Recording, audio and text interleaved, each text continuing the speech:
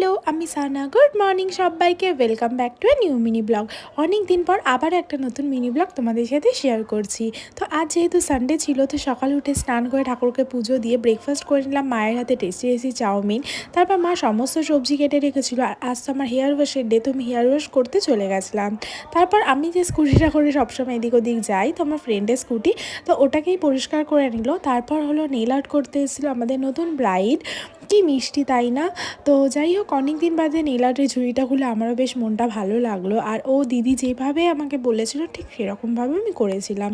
তো তোমরা অবশ্যই জানিও এটা কীরকম হয়েছে। তো তারপর সন্ধে সন্ধে করে আমরা বেরিয়ে পড়েছিলাম, ভাই, আমি আর আমার ফ্রেন্ডটা যাচ্ছিলাম মমের বাড়িতে, যার কিছুদিন আগে অপারেশন হয়েছে বললাম। আর এই অন্ধকার ভুতুরে রাস্তা দিয়ে যাচ্ছিলাম। এটা কোথায় বলো তো? এটা সেন্টার জেলের ওখানে। তো তারপর হলো একটু পেট পুজোও করে নিয়েছিলাম তার ফাঁকে। তারপর তো পৌঁছে গেছিলাম। আর ও যেহেতু সারাদিন একা একা থাকে, ওর একদম ভালো লাগে না।